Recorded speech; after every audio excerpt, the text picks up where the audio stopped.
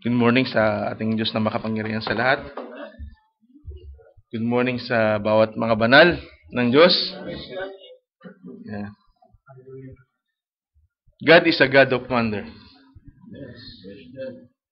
God is so great. God is good. And all the time, God is good. Amen.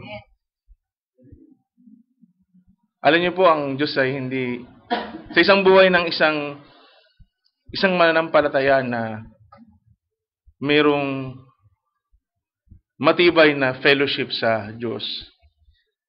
God never run out of surprises. Or else, magiging boring ang ating pananampalataya. He is always full of surprises. He is so wonderful. And every day, a true Christian can experience it. Mararanasan niya ito. Hindi katulad mga kapatid ng isang tao na nakatira sa dadampasigan, gano'ng makaganda yung dagat. Kada pagising niya sa umaga, yun ang naririnig niya, yung hampas ng alon, at na nakikita niya yung dagat. It will be very normal for him. Pero sa isang taong hindi nakatira sa dalampasigan, pag nagpunta siya sa isang magandang beach, there's something that he will feel. Ganon din yung isang mananampalataya na laging mayroong naranasan sa Diyos. Hallelujah. Bakit tayo nagpunta dito? What do you expect? To hear a person? To hear a brother? To hear a message of a person? No. We are here to hear something from God. Amen. Praise God. Bago po tayo tuluyang dumako sa exhortation, tayo po ay lumapit sa Diyos at ialay natin ang ating pag-aaral ng kanyang mga salita. Hallelujah, hallelujah. Almighty God, we praise you. Father, hallelujah. Hallelujah. You are a God of great wonders. Ama, nagpunta po kami dito, Ama. Hallelujah. Sa iyong biyaya at kagandahan loob. Iningatan mo po kami upang makarating kami sa dakong ito. Hallelujah. Kailan naman, Ama, ay hallelujah, hindi ka nagkulang. Lagi kang may nakalaan na biyaya, na pagpapala. This is a great day, O God. Hallelujah. We have expectation, O God. Alam mo po ito, Ama. Alam mo po ang kalagayan ng aming mga puso, ang aming mga kaisipan. Wala ni isa mang bagay kaming maaaring mailihim sa iyo, Ama. Lahat ng aming sinalita, lahat ng aming inisip, at lahat ng aming nadama ay hayag sa iyo. Kaya po, Ama, sa pagkakataong ito, tulungan mo po kami, Ama, bigyan mo po kami ng kalinisan. Patawarin mo po kami sa lahat ng aming mga shortcomings, limitations. Patawarin mo po kami, Ama, sa lahat ng mga bagay na hindi namin nagampanan, na ito yung nais mong makita na ginagawa namin. Mga bagay na hindi namin nasalita na nais mong aming bigkasin. Patawarin mo po kami, Ama. At nagpapasalamat po kami, Ama. Hallelujah. Sapagat ang dugo ng walang hanggang tipan, hallelujah, ay hindi nawawala ng bisa, ng kapangyarihan. Hallelujah. Salamat po, Ama, sapagat pinili mo kami, Ama. Tinawag mo kami. At sa araw na ito, Ama, hallelujah, ikaw ang dakilang Diyos ni Abraham, Isaac at Jacob. Ang siyang aming sasambahin sa Espiritu at katotohanan sa araw na ito, Ama. At sa iyo lamang namin nilalagak, Ama, ang lahat ng mga bagay. Wala kami pwedeng ibang paglagakan, Ama. There is only one God that can meet every needs, every desires of our heart. Kaya po, Ama, ikaw lamang po, Ama, hallelujah, ang aming hinahanap sa dakong ito, Ama.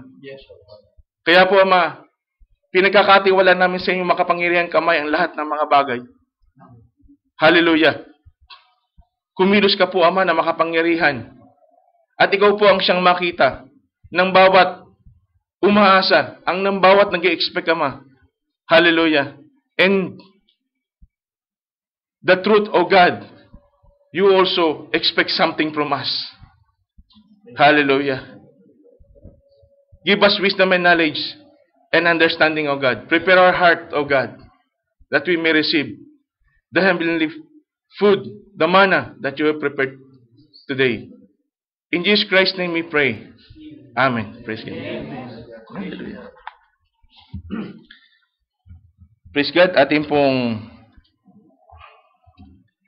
buksan ang ating mga banal na kasulatan sa Mateo Kapitulo 25. 25. Hallelujah.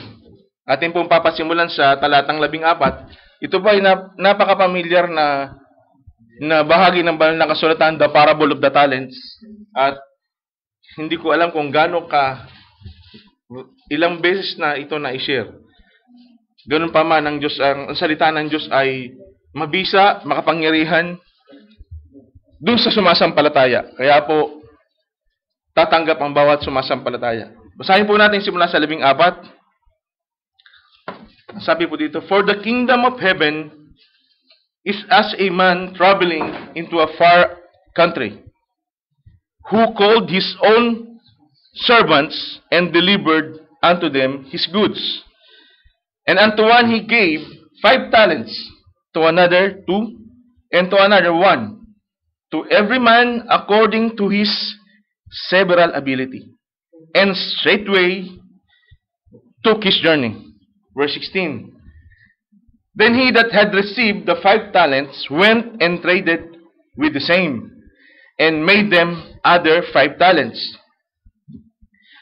Verse 17. "And likewise he that had received 2, he also gained other 2. Verse 18. "But he that had received 1 went and digged in the earth, and hid his Lord's money. Verse 19. "After a long time, the Lord of those servants cometh and reckoneth with them.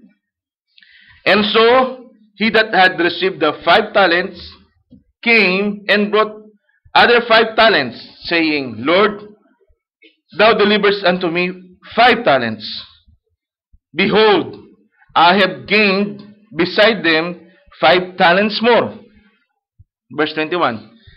"His Lord said unto him," praise God, "Well done, thou good and faithful servant. Thou hast been faithful over a few things. I will make thee ruler over many things. Enter thou into the joy of the Lord." Verse 22. "He also that had received 2 talents came and said, Lord, thou deliverest unto me 2 talents. Behold, I have gained 2 other talents beside them." Verse 23. "His Lord said unto him, Well done, good and faithful servant. Thou hast been faithful over few things. I will make thee ruler over many things. Enter thou into the joy of thy Lord." Verse 24. "Then he which had received the 1 talent came and said, Lord, I knew thee, that thou art an hard man, reaping where thou hast not sown, and gathering where thou hast not strawed." And verse 25. "And I was afraid, and went and hid thy talent in the earth. Lo, there thou hast, that is thine." Verse 26. "His Lord answered and said unto him, Thou wicked and slothful servant, thou knewest that I reap where I sowed not, and gathered where I have not strawed. 27. "Thou oughtest therefore to have put my money to the exchangers, and then at my coming I should have received mine own with assurity." Take therefore the talent from him, that's verse 28, and give it unto him which had 10 talents. For unto everyone that hath shall be given, and he shall have abundance. But from him that hath not shall be taken away, even which he had. Verse 30. And cast ye the unprofitable servant into outer darkness. There shall be weeping and gnashing of teeth. Makakaupo na po tayo sa sandaling ito, mga kapatid.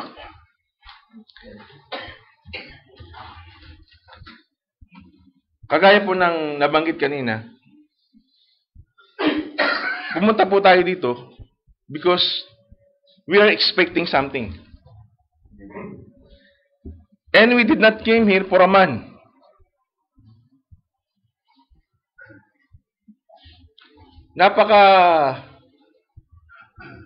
Napakayaman ng biyaya ng Diyos. Napakamatapat niya. At sa ilang panahon, sa pananampalataya, ang bawat isa sa atin ay nakita kung gaano kadakila ang Diyos na ito. Kung sa gayon, mga kapatid, this just to remind, mga kapatid, a God of great wonders, it's not appropriate na gamitin sa Kanya yung mga salitang lang, magpapasalamat lang ako sa Panginoon. Dahil ang pagpapasalamat sa Panginoon ay hindi ito pwedeng gamitan ng salitang lang. It's not appropriate. Yung salitang lamang, because He is a great God, you cannot incorporate with Him the word lang or lamang. Because He is a great God. He is doing great things. Hindi umahakma na gamitin nyo sa Kanya yung mga salitang siguro, baka. It is not appropriate because He is God of security. May security, may assurance. Siya ay Diyos ng katiyakan. Amen. Praise God. Kung babalikan natin, mga kapatid, yung mga ilang bahagi, mga kapatid. Pero bago tayo bumalik sa Matthew, nais ko pong samahan niyo po ako dito sa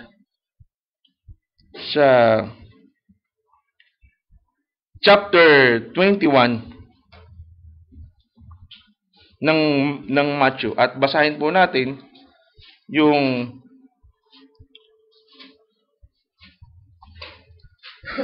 patungkol sa fig tree, sa puno ng igos. Verse 18. Umpisahan po natin sa verse 17.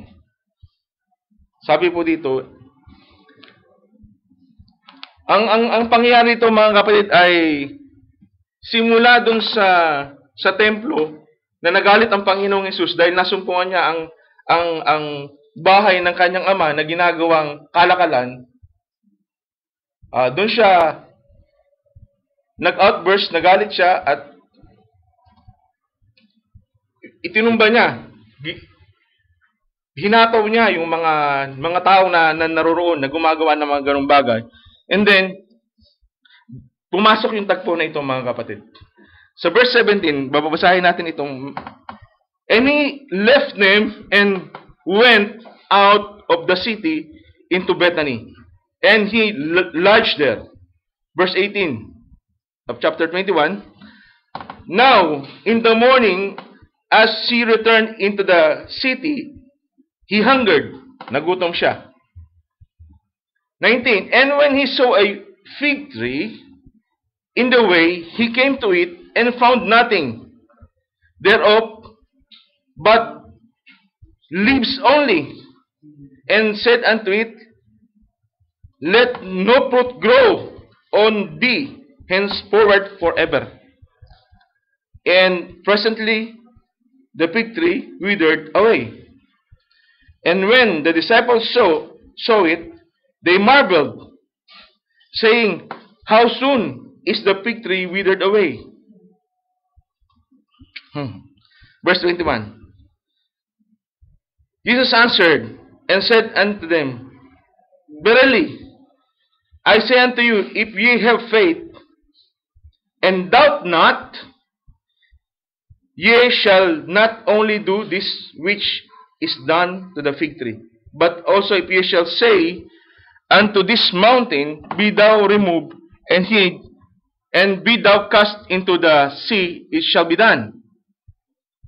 And all things whatsoever you shall ask in prayer, believing, ye shall receive. Ang isang bagay na bibigyan natin ng pansin dito ang sabi, whatever you ask, it is always something about what we ask. We are always asking. Ang tao magaling humingi. Naalala ko ang sinabi ng prophet. If Jesus Christ, there are times that He spent so much time in praying just to keep in fellowship with the Holy Spirit inside of Him. Sabi ng prophet, the Holy Spirit is already inside of Him, but He keeps on praying to have a strong fellowship with that Holy Ghost. Pero ang tao, he stays in praying to ask something.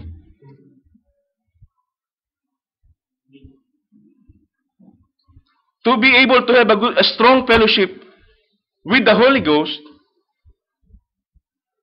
prayer is very, very, very important. Alam niyo mga kapatid, prayer always becomes a routine.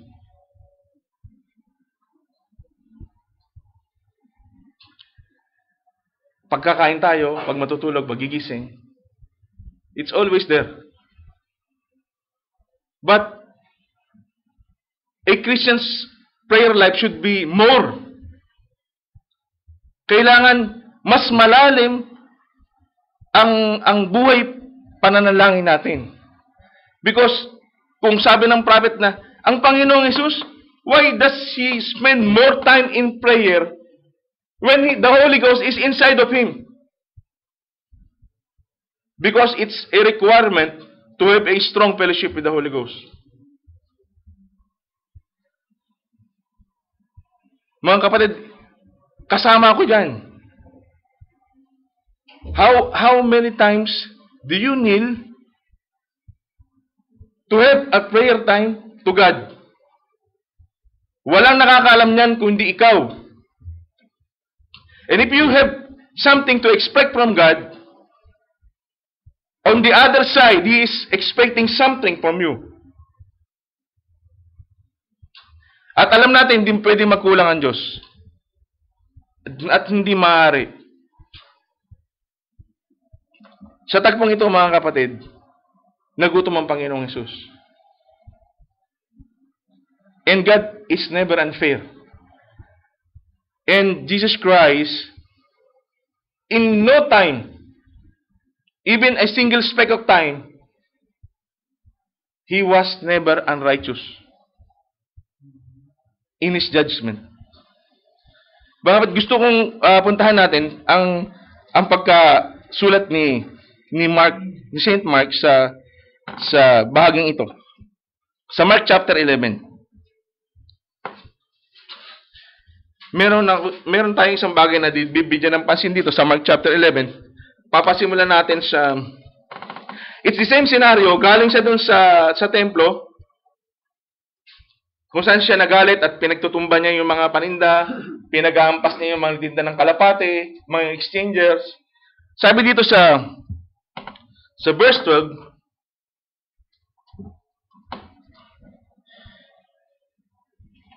and on the morrow, when they were come from Bethany, He was hungry. Amen? Just, tingnan nyo mabuti. Watch this. He is hungry. Kapag nagugutom tayo, anong ginagawa natin mga kapatid? Anong hinahanap natin? Watch this single word. He is hungry. He is hungry for your time. He is hungry for your heart, for your mind, for your soul. Paano natin ibibigay yun sa Kanya? Siya ay nagutom. Sabi niya, dapat hindi niyo ako pinakain. Ako'y walang damit. Dapat hindi niyo ako binigyan ng aking susuot.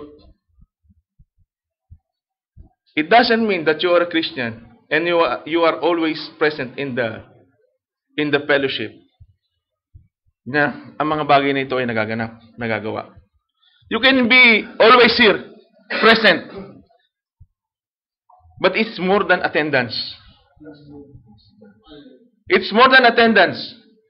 Even inside the church, there are times na yung isip natin wala sa church. Because I experienced it, dude. Bago ko ma-testify, kailangan ko munang maranasan. Naranasan ko itong mga kapatid. Since I heard the message, I'm experiencing it time to time.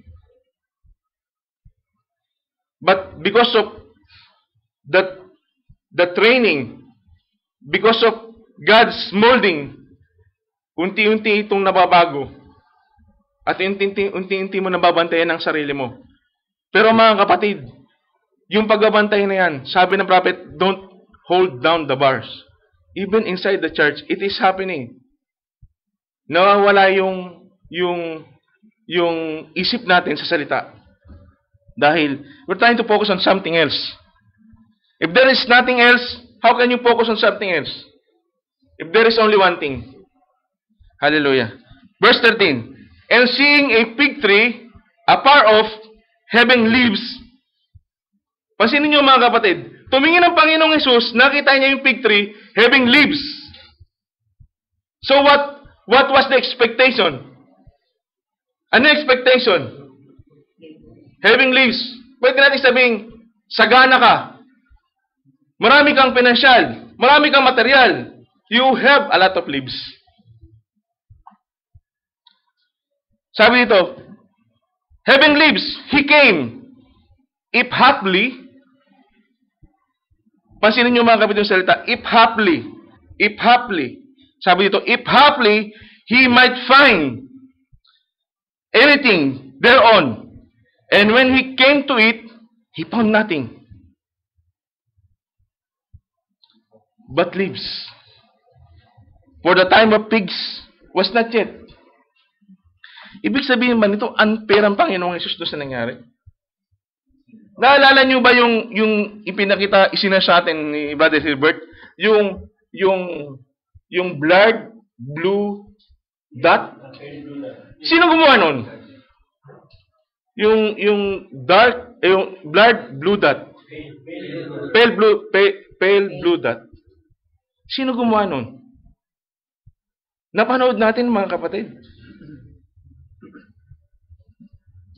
Kung ikukumpara natin ngayon doon sa fig tree, lahat ng mga bagay na nakita natin, sino ang lumapit sa fig tree? Ang sabi ng banal na kasulatan, maging pagkatapos ng baha, ang Diyos hindi lang nakipag-covenant kila Noah, nakipag-covenant siya sa lahat ng hayop, sa lahat ng kanyang mga nilikha. He was never been unfair to this fig tree. Hindi siya naging unfair. Ang sabi dito, haply he might find anything thereon, and when he came to it, he found nothing but leaves. For the time of pigs was not yet. And Jesus answered and said unto it, no man eat fruit of thee henceforth forever. Yun yung katumbas nung binasa natin sa Matthew. Kunin yung nag-iisang talento sa unprofitable servant na ito at ibigay doon sa merong 10 talento. Doon sa binigyan ng 5 talento na nag-gain siya ng another 5 talents. Sabi doon, But he that received one went and dig in the earth and hid his Lord's money. May ginawa siya, wala? May ginawa ba siya? O wala? Meron siyang ginawa. Nakasulat nga eh. But it was nothing. So the title of this exhortation is The Sin of Doing Nothing. The sin of doing nothing. Kung inaakala ng isang mananampalataya na may ginawa na siya, nananalangin na siya, nag-aral na siya, nagbasa na siya, nagsulat na siya, kung inaakala niyang may ginawa na siya, ituloy niyang wala pa siyang ginawa. Kapag hinanapan tayo ng bunga, whether or like it, in season or out of season,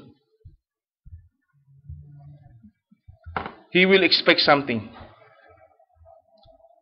Ano yung makikita ng Diyos? But we always ask.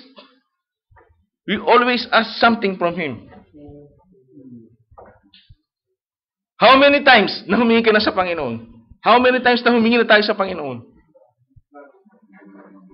There is only one thing He's asking. Give me your heart. Give me your time. Give me your mind. Pero mas marami tayong panahon sa ibang bagay. Aminin man natin o hindi, yun yung totoo. Mas marami tayong panahon sa maraming bagay. When the time comes na gusto mangusap ang banal na Espiritu, we cannot hear because we are occupied. Marami tayong panahon sa mga pangailangan. Hallelujah, pero sabi nga natin nakakatandang kapatid, kahit yung pagpasok sa CR, pwede mong kausapin ng Diyos. Kahit sa mga sandaling hindi mo iniisip na pwede kang kausapin ng Diyos, pwede siyang mangusap sa iyo. Sabi nga ng prophet, doon sa isang message niya, nagkaroon ng message sa kanya ang Diyos sa pamagitan ng isang nabubulok na pako. Nabubulok na pako. Kinakalawang na pako. Nakapangusap sa kanya ang Diyos. Because He's God of wonder. He is unlimited. He cannot fathom. We cannot fathom. Amen.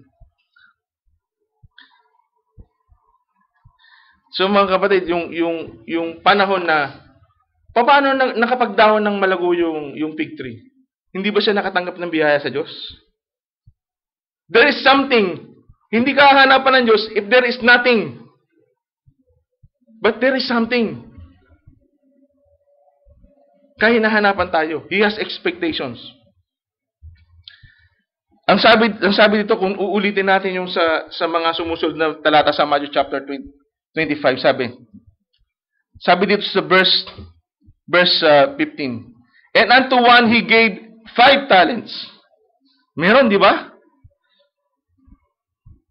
To another 2. And to another 1. To every man according to his several ability. Lahat pala may ability. Pero yung ability na yun, nagagamit ba yung bang na-maximize or yung bang parang isang kitchen knife, kahit gaano katalas, pag inilagay mo sa taguan, hindi mo ginamit na mga ilang buwan, gamitin mo ulit. Gamitin mo ulit. Yung dead point, hindi na dead point yun. Yung dead point nung kutsilyo, dal na. Hindi na kasing talas nung bagong hasa siya. Marami tayong pwedeng pagbalingan ng isipan natin. Kahit sa loob ng gawain, marami tayong pwedeng gawin. Marami tayong pwedeng puntahan ng isipan natin. This is a great time to worship God. Pero nandun yung expectation niya, nasasambahin mo siya. Ngayon, sa oras na ito, sa araw na ito, saan ka nakatingin?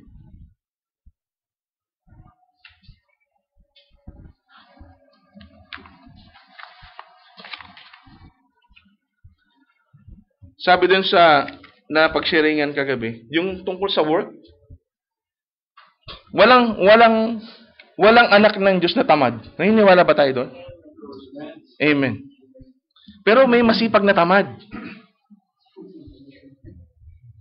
Paano kaya yung masipag na tamad?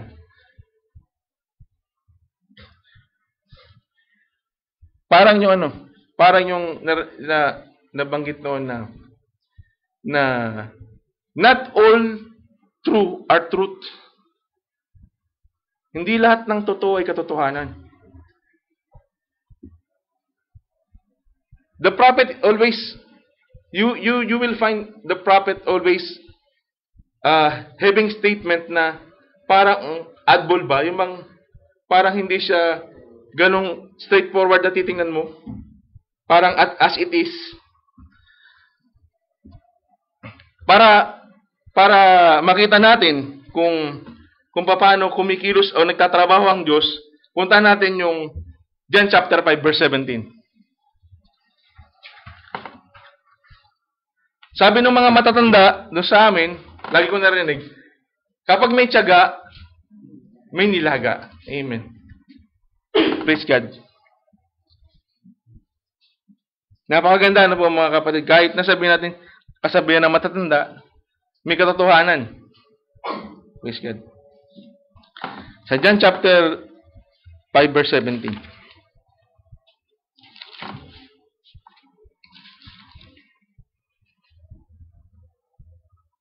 Sabi dito, but Jesus answered them, my Father worketh hitherto, and I work. Hindi kasi tamad ang Diyos eh. Hindi rin tamad yung anak niya. At nagpapasalamat tayo sa Diyos dahil, sabi ng banal na kasulatan, I will show great things to him that you may marvel. Yung sabi ng banal na kasulatan, ipapakita ko sa kanya ang higit pang maraming dakilang bagay upang tayo mamangha. Saan ipapakita? Ipapakita nung ama sa anak. So, the Father is working to show the Son, so that the Son may work, that we may marvel. And upon being marveled, anong gagawin natin?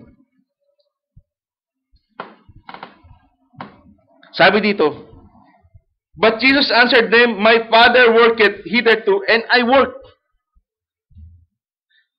Verily, sa verse 18, verily, verily, I say unto you, the Son can do nothing of himself, but what he seeth the Father do. For what things soever he doeth, this also doeth the Son likewise.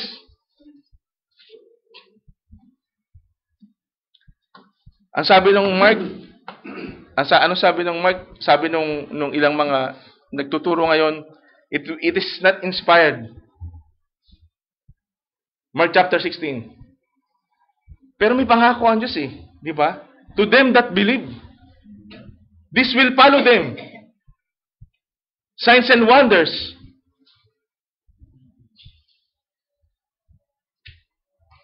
Alam niyo mga kapatid, kagabi, hindi ko alam na ako yung mag-share. Hindi ko alam talaga mga kapatid. Because I'm expecting na may kukuha ng slot na ito because meron akong kinuwang slot nung nakaraan.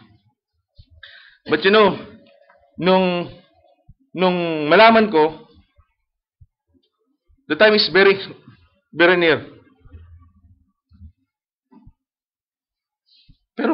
Pero salamat sa Diyos dahil sa kabila ng mga bagay na yun, ganun pa man na nagbabasa ka, nag-aaral ka.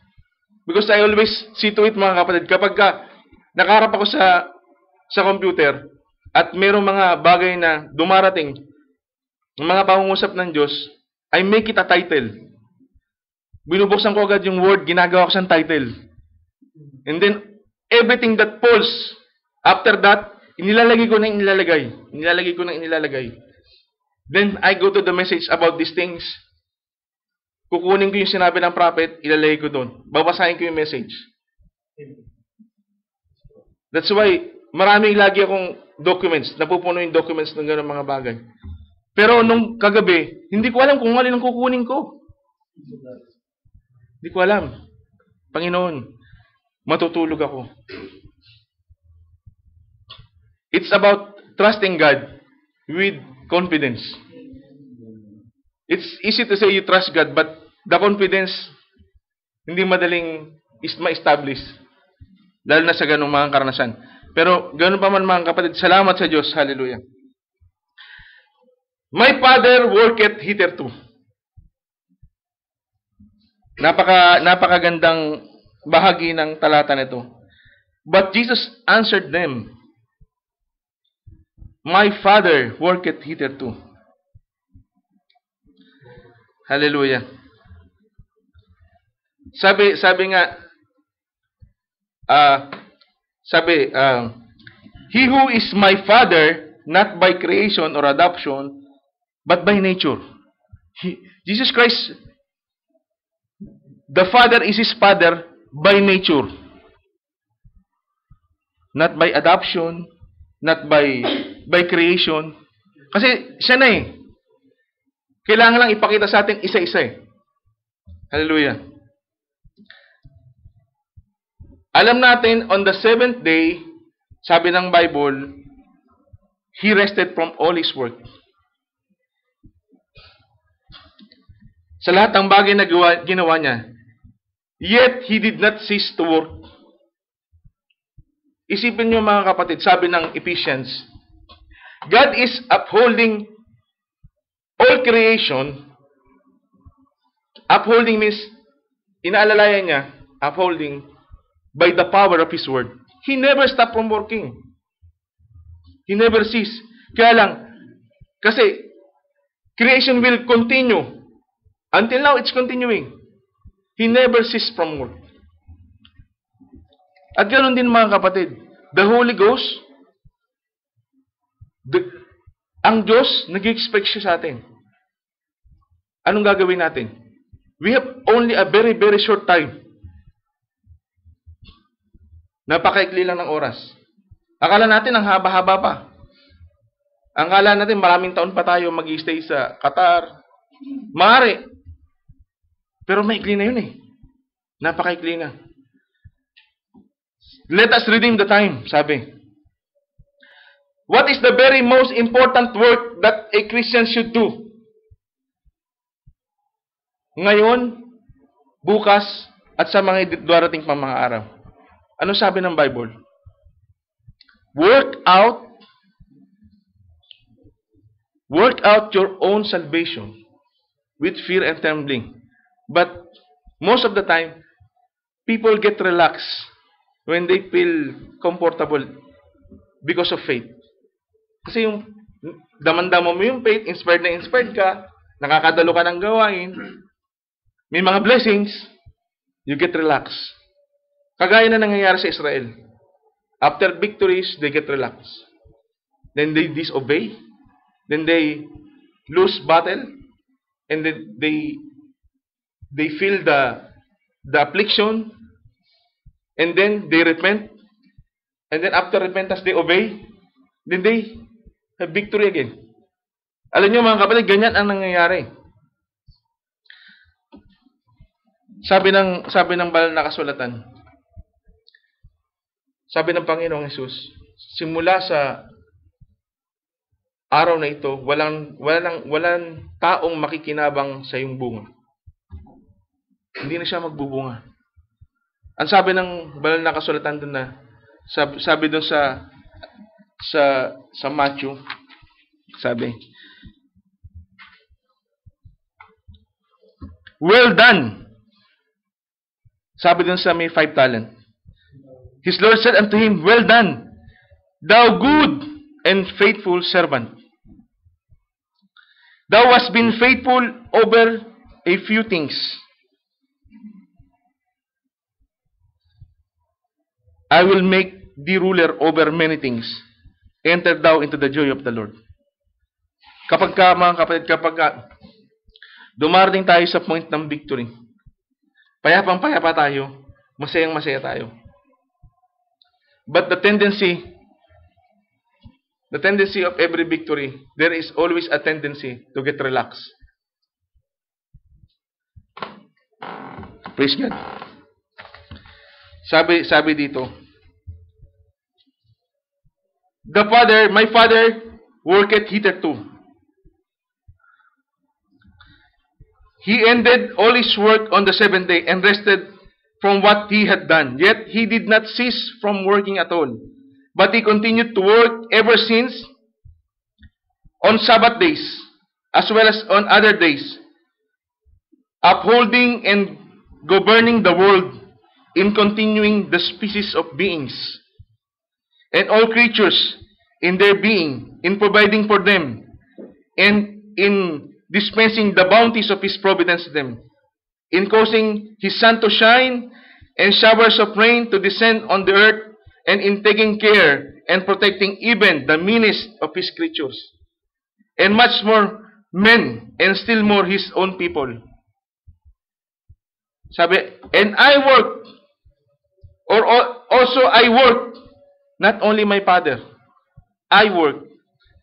At yung work na yun, patuloy sa loob ng iglesia.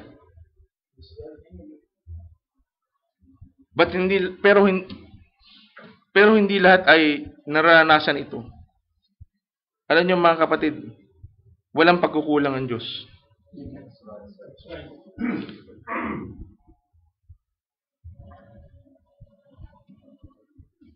It's about ano yung expectation mo sa Kanya. Pagpunta mo dito, is it just an ordinary day, ordinary service for you? Or you are expecting wonders from God? Alam niyo yung revelation, napakahalaga niyan. Lagi tayong ini-invite mag Bible study, mag-aralan. Naalala ko nung si Brother Manny nung meron siyang sa lumang chapel. Yung itinanong niya, hindi natin expected na it will be a key for a great joy. Nung itanong niya yung bagay na yun, meron tayong napagsiringan nun na malit lang siya nag-umpisa, pero nung kumilos ang Diyos, nung kumilos ang banal na Espiritu, lahat tayo masaya.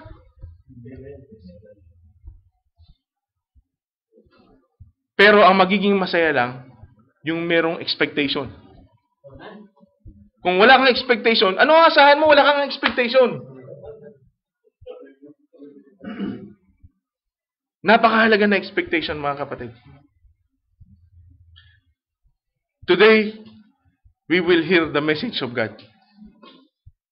What is our expectation? Hallelujah.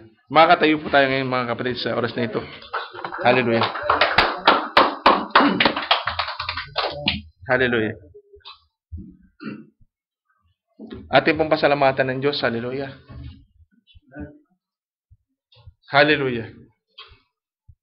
O Ama, dakilang Diyos. Hallelujah. Nung lumabas ang iyong bayan sa pagkalipin sa Ehipto, di man nila naisip, Ama, na mahati ang dagat na pula. Wala nakakaalam nito, Ama. Hallelujah. For the first time, ang isang dagat na hati at ang pinaka